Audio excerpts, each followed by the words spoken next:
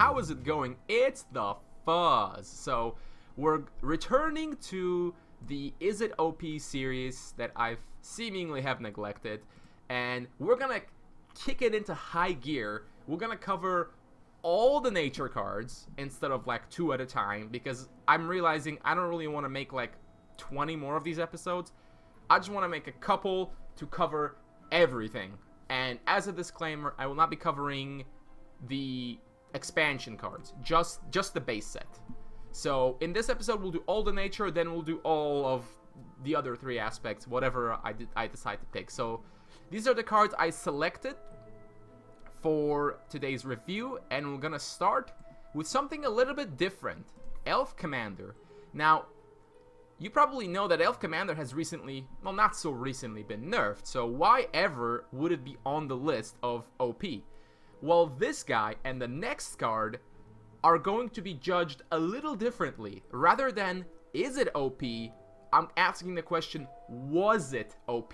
To warrant the nerf that it received. So if you don't know, the Elf Commander's ability used to be all of your elves have unblockable, just permanently. Yeah. And it was changed to this version. So was that version OP? I would say yeah. Actually, yeah. Because the idea that your entire board can suddenly hit your opponent's face without any response is a little bit dangerous, especially when you consider that we're gonna have some new elves. We've got Wolftongue, who is a pretty powerful elf, and the more elves that come into play, the more dangerous the commander could have become.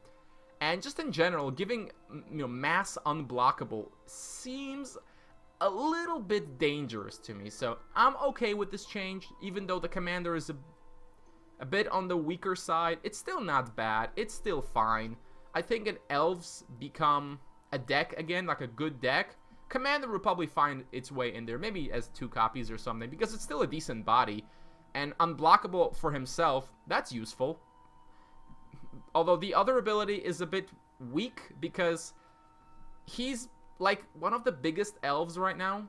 With the nerf to Haldiri as well, he is basically the biggest elf outside of Wolftongue. So giving another elf unblockable is rarely useful, with the exception of maybe the ambushing sharpshooter if you have to kill something with ranged, like a Temptress of Deceit, something like that. But yeah, I think changing it is fair.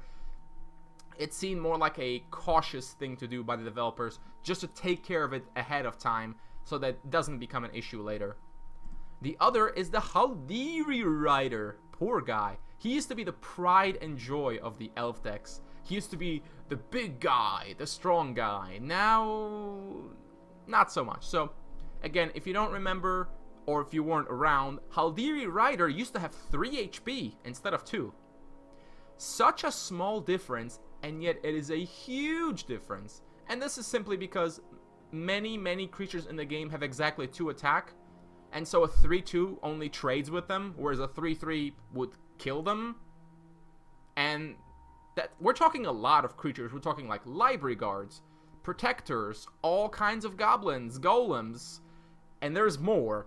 So going from killing those things to trading with those things makes Haldiri a one sad elf.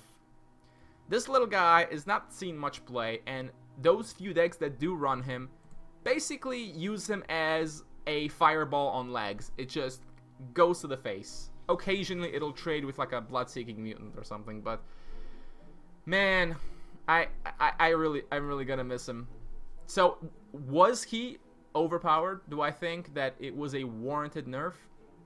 I don't think he was overpowered enough that you had to basically just demote him like this. If the idea of a 3/3 Swift with 3 speed is too strong, you could have simply just made it like a double nature card or a triple aspect card, because I think that kind of card, a 3/3 with 3 speed and Swift, adds a little bit more to the game than this card, which is just kind of whatever. The other guy was one of the few ways that nature could actually have a removal card, right? It was a big impact card that would come down, kill like a 2/2 and stay on the board. Basically, in a similar power level as Mutant, would come down, kill something, and remain as a threat on the board. But now, yeah, I really wish it went back to the 3/3. You can increase its cost or something, add a requirement, but no, I don't think Haldir was so powerful that it needed to be made a 3/2. I honestly wouldn't even oppose it being a 3/3, like the old version, if we just had more ways to deal with small creatures, like small elves, because Haldiri Rider would just become, it would just pile on additional damage when you're already trying to deal with like those annoying 3-speed elves, 4-speed elves. When your opponent starts rolling out Haldiris, it just gets worse and worse. But if we could deal with big boards of small stuff more consistently, and I think Haldiri would be okay, and it would become one of the more staple cards in dedicated nature decks. So yeah, sure, make it double nature, whatever, I'd be okay with that. Much more so than this version, which I think is just about unplayable. Yeah, just about unplayable. Now we move on to actual current cards that we're gonna discuss. So first up, we're gonna get right to the crowd favorite Tornado Outbreak, which is one of my favorite cards, just because of the flexibility that it gives you, being able to bounce whatever you want, you know, your creatures, your enemy creatures, and as a combat trick. Now, of course, this means that it becomes kind of like the universal solution to all your problems. Well, a lot of your problems. I think the main reason Outbreak is so devastating sometimes is that you can use it at the end of your turn for 1 mana to bounce like a 3 mana card or a 4 mana card and basically deny your opponent's entire turn, and that results in some rather ridiculous tempo swings. I was thinking of how can we make this card more fair, but without completely guttering it, because if you're going to change it, what were you going to change about it? If you make it 2 mana, it probably becomes unplayable. It becomes really bad. Even if you make it 1 aspect 2 mana, that doesn't really help. Saving 1 mana at the end of turn versus saving 2 mana at the end of turn is quite a big difference. One thing I thought you could do is, when you bounce the creature back to the hand. Okay, so we're gonna start out with saying, is it OP? Yes, I think it's a little bit too good, just by a smidge. It seems that it's a card you can always use in every situation. I don't think it's like, you know, depressingly overpowered to where you just feel oppressed playing against it, but it's maybe a little bit too good.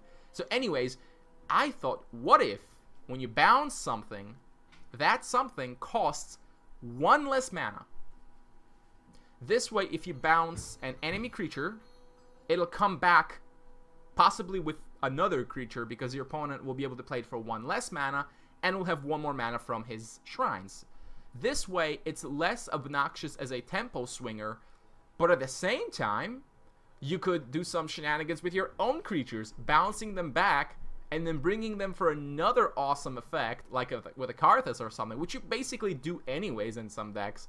So I think if we did that, added that little clause to Outbreak, the power level of the card wouldn't change, but it would be less obnoxious on offense and more awesome on defense, in a manner of speaking. Because I don't want to see this card changed. I don't want to see this card to become unplayable. I think it's just too awesome. That's why I would go for that kind of solution.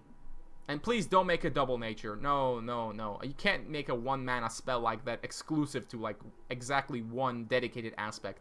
Now, we want more decks to run this card. It's just cool. On a side note, I think if we had more ways to answer like boards of small creatures, going back to what I was saying earlier, Outbreak wouldn't be as bad. Because right now, if you don't have a Cataclysm or something like that, and your opponent starts building a big board, and you try to build a board, and they just keep outbreaking your stuff, you just can't do anything, right? But if you had a board clear, you know, you would come back in the game, and then those outbreaks would just be wasted. So that's another way. Maybe with the cards that we get, Outbreak could go back to, you know, fine card. But I would still actually like to see that change, just because I think it'd be really funny. Anyways, moving on. Outbreak's big brother, Mr. Landslide. Oh god, it's the other card that everyone just loves having multiples played against them. So it's essentially the same idea. I do think Landslide is actually OP. I didn't initially, But the more I thought about this card, the more I realized that it is the universal solution to every problem in Spellweaver. It can get rid of anything. Literally anything. Problem creature, gone. Problem artifact, gone. Got an annoying spell you can deal with, gone. I mean, and that's not permanently gone, but it's gone for a little bit. But it's not just that. It's that you can use it on your stuff as well. So you can take a creature like Karthus or Succubus, put it back on top, draw it with a shrine, and replay it. So I think when you combine such ridiculous flexibility, you know, in a card that can be splashed, basically, I think you get, again, a card that's just a little bit too good at everything. But just like Outbreak, I don't want to see Landslide made too expensive or changed its effect. I like this card. It's really cool. One of the fairest solutions I've seen was to make this double nature, which I think is fine. Landslide, I think, is a powerful enough card that restricting it to dedicated nature decks is fair. It would make Landslide their, you know, their power card, essentially. Kind of like Consume Spirit is for mono corruption. So that would be fair. The only other solution I could think of is one of the two things that you're bouncing would go to the hand instead of to the top of the deck. And that would be interesting because if you used it on your own stuff, then, you know, you could just bounce one of your own creatures and then, you know, send theirs to the top. So much like Outbreak, it wouldn't necessarily become any less powerful. It would just become less powerful on offense in removing defenses. So that might be interesting. So yeah, something like that I think would make Landslide a pretty awesome card. But again, we'll have to see what happens with the expansion. But nonetheless, Landslide it's there. It's on the radar. But don't ruin this card. It's an awesome card. Anyways, the last two cards all have to do with massive card advantage. Our good friend Neiva, the Legendary Storyteller. A card that's starting to make a comeback with the introduction of DJ Wolftong, the now most powerful elf in the game. So the idea is pretty simple. You basically draw a card every time you play an elf. Kind of. Well, most of the time. The elf has to be on top. But the effect is essentially as if you drew a card for free when you played an elf. So when you stack your deck with elves, Neiva can become quite ridiculous because you can just start rolling out elf after elf after elf, and if your opponent can't remove it, and which, by the way, it's not as simple to remove as you'd think. Noxious Fume does not kill it, for instance. Assassinate kills it, sure. Fireball. There's a few things that can kill it. But Order, for instance, cannot defeat Neiva in any way whatsoever, and Nature can only delay it. Yeah, it can get pretty ridiculous with just rolling out creature after creature. This card has been complained about a lot because it gives aggressive decks like elves basically a way to sustain themselves almost indefinitely. If you have like 35 elves in your deck, then you're almost always gonna get one elf for free off the top, probably around 2. So that seems really, really powerful, just being able to keep throwing elves on the board. So I would just like to see some kind of limitation of this. I do think it's OP. Maybe not at this moment in time, but with every single elf added to the game, the elves become better overall. Like Wolftong already being so powerful makes elves a consideration because he's a powerful late game card, and being able to get him off the top with Neiva is pretty nice indeed. So yeah, I'm not sure how we could fix that or make it less powerful. I wouldn't want to see the stats reduced. I like the idea of Neiva staying on the board because one of the things Neiva can do is actually just fight. If you put her on the front, she can attack. And why would you attack with Neiva? Well, you can attack with Neiva and an elf warrior into a goblin, and you'll kill the goblin. Yeah, that's pretty good. So probably just some kind of a limit on Neiva. Maybe just limit it to once per turn. Or like, you know, if you have an elf off the top, you can just add it to your hand. And just like once per turn. And then maybe make her a 1/3. That's fine. Like giving elves some card advantage, I'm perfectly okay with that. Just not excessive card advantage to where you play Neiva, elf, elf, elf, elf, swift, 12 damage. That's a little bit silly. And it can happen. Make no mistake. Actually with Wolftong, you just get Wolftong off the top. Make the big wolf, and that's 7 already. So, again, let's make Neiva more all-around decent and less strictly mass card advantage oriented. And look at this awesome art. And the last card, of course, Neiva the Revered. It's essentially exactly the same thing as Neiva. It's excessive card advantage, but more so than that, what makes Neiva's hero power different from a lot of the other advanced heroes is that it gets progressively stronger as the game goes. Whereas something like Advanced Darius, you shock the board, you know, it's never going to get better than doing that.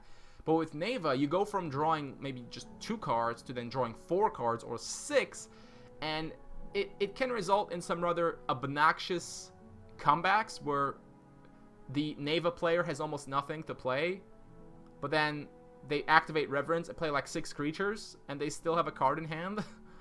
And you're thinking, well, that doesn't seem fair. My opponent just, you know, produced 6 creatures. And it's not just that you're drawing cards when you play creatures. Those creatures cost less mana. I have witnessed turns where players would spend something like 10 mana to play 15 mana worth of cards and draw 6 cards. That's a pretty good hero power. With a cooldown of just 3, oh man. So just like Neiva, I want to see Reverence less ridiculous late game, but not take as long to get going. Perhaps there have been a couple suggestions, and one was to make the hero power cost 0, not 2, but remove the discount on the creatures. That way you couldn't just start generating mana over time. That might be enough, and also that way you could activate it earlier and still get some cards. I think I'd be okay with that. To give Neiva the ability to get going quicker, but kind of limit her card drawing potential a little bit later in the game. But we'll see what the expansion brings. We'll see what the devs decide to do with her, if anything. But I do think she's a bit OP, because sooner or later you're gonna have 2 costing creatures that are gonna work with it. I mean, Hate Bears proved that you just put together a couple decent 2-costers and you have a crazy deck. Admittedly, Hate Bears was relying on A, Brother in Arms, generating cards for free, and Sculptor, protection from board clears. But I think it'll work in other aspects too. I've experimented with the Dominion build, and it works okay. Probably not as good as the Sculptor build, but hey, the more cards come out, the more likely this is to get insane. So yeah, that's it for the nature review. We'll probably do, I don't know, go with Order for next one, because Order has some really interesting cards I want to cover. Anyways, hope you enjoyed. We'll see you next time. Stay awesome.